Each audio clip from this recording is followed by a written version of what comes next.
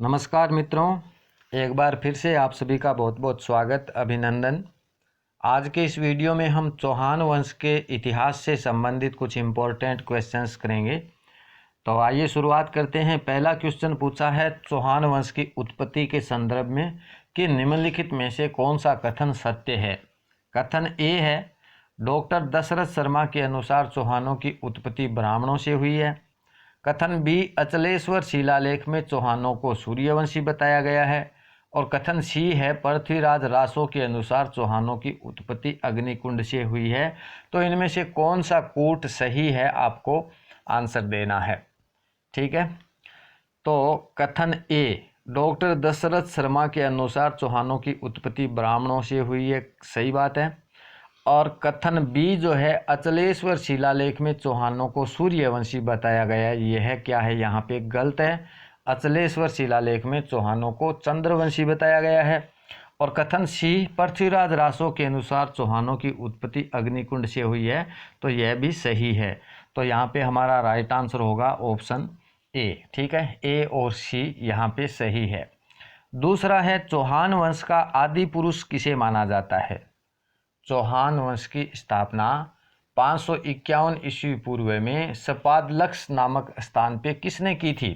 तो वासुदेव चौहान ने चौहान वंश की स्थापना की थी 551 ईस्वी में सपादलक्ष नामक स्थान पर। और इनकी प्रारंभिक राजधानी थी अहिछत्रगढ़ या नागौर। ठीक है, और शाकंभरी माता चौहान वंश की कुल देवी हैं। तीसरा है, किस अभिलेख से यह जानकारी मिलती है कि चौहानों की उत्पत्ति वत्स गोत्रीय ब्राह्मणों से हुई है। कौन से अभिलेख से जानकारी मिलती है। तो बिजोलिया के शिलालेख से। ठीक है, और इस शिलालेख से यह भी जानकारी मिलती है कि सांबर झील का निर्माण वासुदेव चौहान ने करवाया था। चौथा, 1113 ईस्वी में किस चौहान शासक ने अजमेर की स्थापना की थी। अजमेर की स्थापना 1113 ईस्वी में की गई थी। कौन से चौहान शासक ने की थी। तो अजय राज ने। ठीक है, और अजय राज को चौहान वंश का वास्तविक संस्थापक माना जाता है। अजमेर में अजय मेरु दुर्ग का निर्माण भी अजय राज चौहान ने बीठली पहाड़ी पर करवाया था, याद रखना। पांचवा, अर्णोराज के संदर्भ में निम्नलिखित में से कौन सा कथन असत्य है। कथन ए, अर्णोराज ने गुजरात के चालुक्य शासक जयसिंह द्वितीय की पुत्री कांचन देवी से विवाह किया था। बी है, पुष्कर में अर्णोराज ने वराह मंदिर का निर्माण करवाया था। सी, अर्णोराज को अन्नाजी उपनाम से जाना जाता है। और डी है, अर्णोराज ने अपनी पत्नी सोमलेखा के नाम पर एवं स्वयं के नाम पर चांदी के सिक्के चलाए थे। तो यहाँ पे असत्य कथन कौन सा है। तो यही है ऑप्शन डी। ठीक है, अजय राज ने चलवाए थे अपनी पत्नी सोमलेखा के नाम पर और स्वयं के नाम पर चांदी के सिक्के। ठीक है, अर्णोराज यहाँ पे गलत है। अजय राज ने अपनी पत्नी सोमलेखा के नाम पर और स्वयं के नाम पर चांदी के सिक्के चलवाए थे, बाकी सभी सही हैं। अर्णोराज ने गुजरात के चालुक्य शासक जयसिंह द्वितीय की पुत्री कांचन देवी से विवाह किया था, याद रखना। पुष्कर में अर्णोराज ने वराह मंदिर का निर्माण करवाया और अर्णोराज को अन्नाजी उपनाम से जाना जाता है। छठा, हरिकेली नाटक के रचयिता कौन थे। हरिकेली नाटक के रचयिता विग्रहराज चतुर्थ थे। ठीक है, चौहान शासक विग्रहराज चतुर्थ, जिसे बिसल देव भी कहते हैं, ने संस्कृत भाषा में हरिकेली नाटक की रचना की थी। विग्रहराज चतुर्थ को कवि बांधव उपनाम से भी जाना जाता है। ललित विग्रहराज ग्रंथ के रचयिता सोमदेव व बिसलदेव रासो के रचयिता नरपति नालय विग्रहराज चतुर्थ के दरबारी विद्वान थे। ठीक है, विग्रहराज चतुर्थ के दरबारी विद्वान कौन थे। एक तो सोमदेव, जिन्होंने ललित विग्रहराज ग्रंथ की रचना की थी, और दूसरे कौन थे, बिसलदेव रासो के रचयिता नरपति नालय, ये इनके दरबारी कवि थे। सातवां, दल पंगुल एवं राय पिथोरा किस शासक की उपाधियां थी। दल पंगुल एवं राय पिथोरा पृथ्वीराज तृतीय की उपाधियां थी। ठीक है, दल पंगुल यानी विश्व विजेता एवं राय पिथौरा, ये उपाधियां पृथ्वीराज तृतीय की थी। पृथ्वीराज तृतीय का जन्म हुआ था 1166 ईस्वी में अनहिल पाटन, गुजरात में। ठीक है, इनके पिता का नाम सोमेश्वर चौहान और इनकी माता का नाम कर्पूरी देवी था। 8वां, पृथ्वीराज तृतीय ने महोबा के युद्ध में किसे पराजित किया था? महोबा के युद्ध में, जो 1182 ईस्वी में हुआ था। मध्य प्रदेश में पड़ता है महोबा स्थान। इस स्थान पर पृथ्वीराज तृतीय ने परमर्दी देव चंदेल को पराजित किया था और इस युद्ध में पृथ्वीराज तृतीय की विजय हुई एवं परमर्दी देव के 2 सेनापति आला और उद्दल यहाँ पे वीरगति को प्राप्त हुए थे। 9वां, पृथ्वीराज तृतीय की पत्नी संयोगिता किसकी पुत्री थी? पृथ्वीराज तृतीय की पत्नी का नाम था संयोगिता और यह किसकी पत्नी थी? तो जयचंद गढ़वाल की। ठीक है, जयचंद गढ़वाल उत्तर प्रदेश के कन्नौज के शासक थे।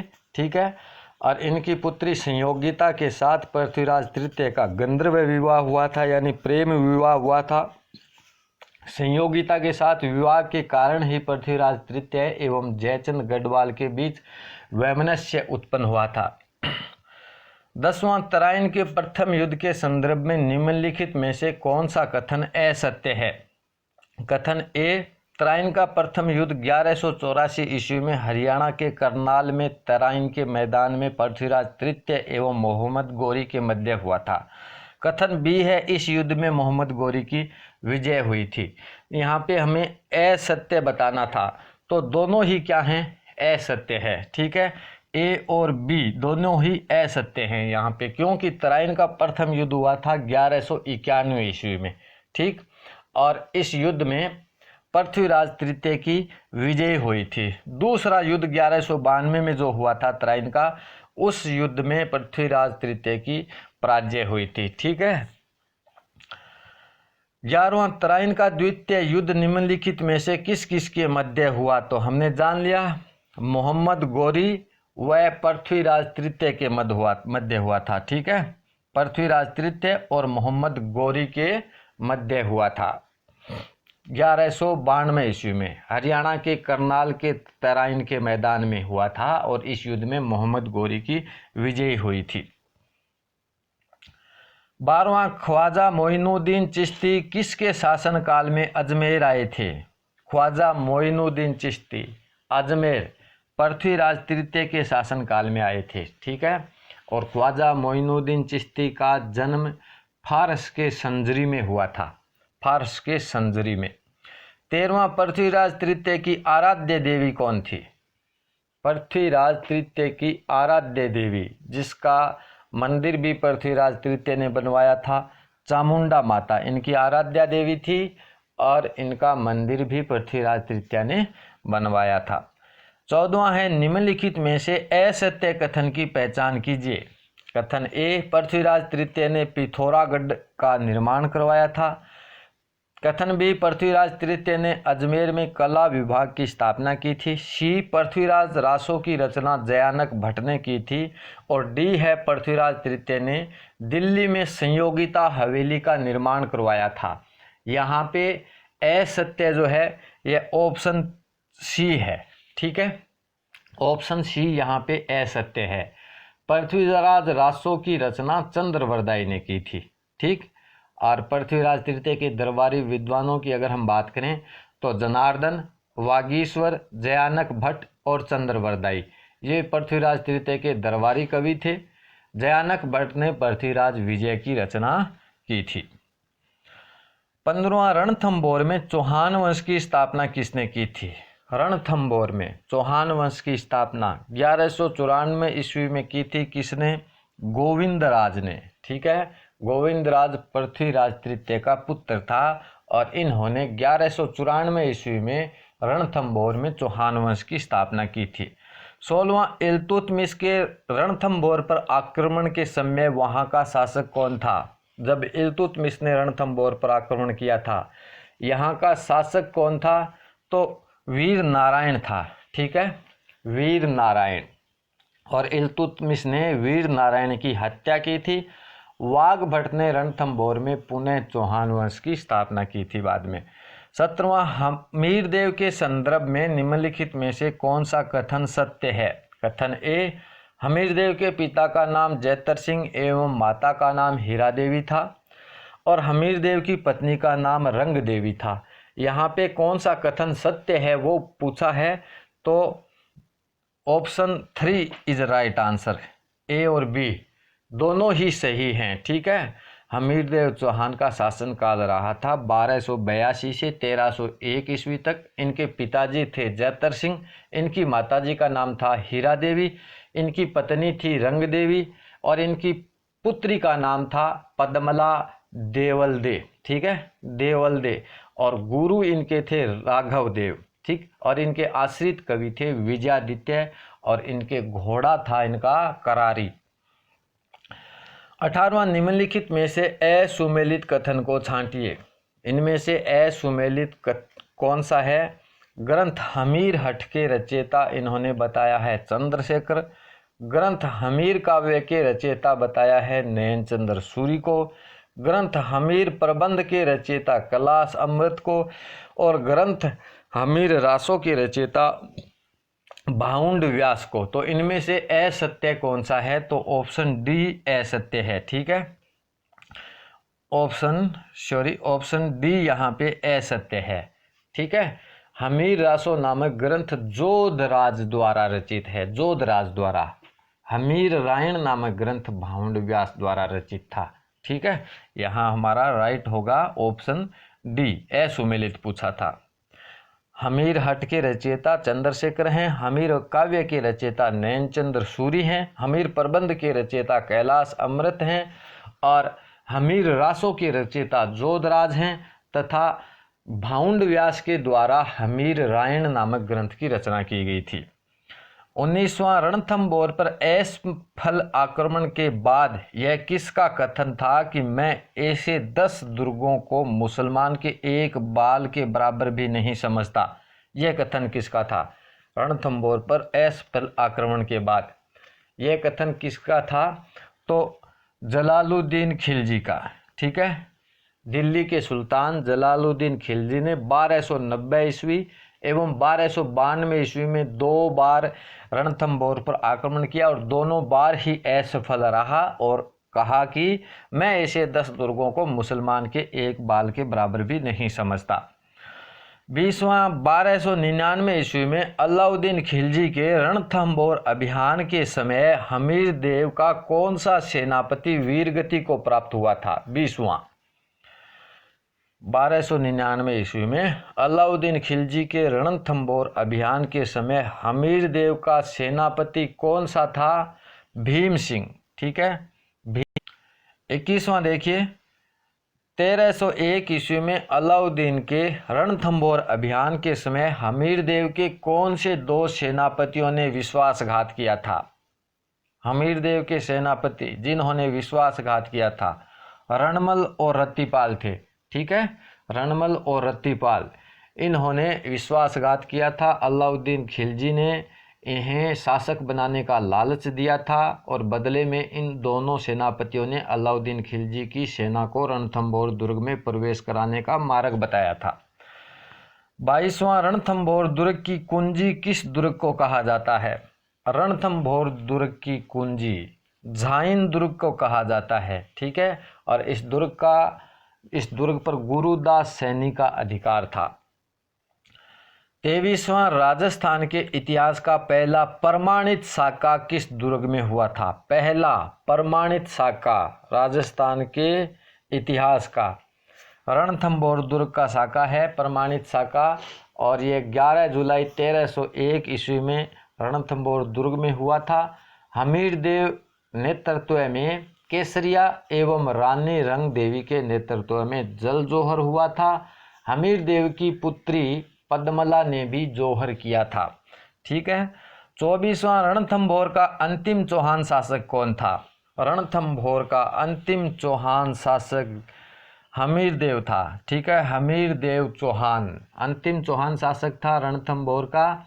और हमीर देव अपने हठ के लिए प्रसिद्ध थे, अपने हठ के लिए, हठी हमीर देव। ठीक, 25वां अलाउद्दीन खिलजी की रणथंभौर विजय के बाद निम्नलिखित कथन किसका है? आज कुफ्र का घर इस्लाम का हो गया।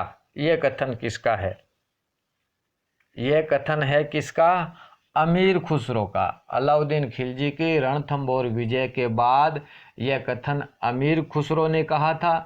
रणथंभौर दुर्ग के बारे में अबुल फजल ने क्या कहा था? अबुल फजल ने रणथंभौर दुर्ग के बारे में कहा था, यह दुर्ग तो बख्तरबंद है, बाकी सब दुर्ग नंगे हैं। याद रखना। चलिए, 26वां रणथंभौर दुर्ग में 32 खंभों की छतरी का निर्माण किसने करवाया था? 32 खंभों की छतरी जो रणथंभौर दुर्ग में है, इनका निर्माण करवाया था हमीर देव ने। ठीक है, और हमीर देव ने रणथंभौर दुर्ग में पद्मला तालाब का भी निर्माण करवाया था। 27वां जालोर में चौहान वंश की स्थापना किसने की थी? जालोर में चौहान वंश की स्थापना 1181-82 में कीर्तिपाल चौहान ने की थी। ठीक है, नाडोल के शासक अलहण के पुत्र थे कीर्तिपाल चौहान, जिन्होंने जालोर में 1181-82 ईस्वी में चौहान वंश की स्थापना की थी। ठीक, जाबालीपुर, श्रवणगिरी, सोनगढ़ व कनकाचल जालोर के प्राचीन नाम हैं। कौन कौन से जालोर के प्राचीन नाम हैं? जाबालीपुर, श्रवणगिरी, सोनगढ़ व कनकाचल।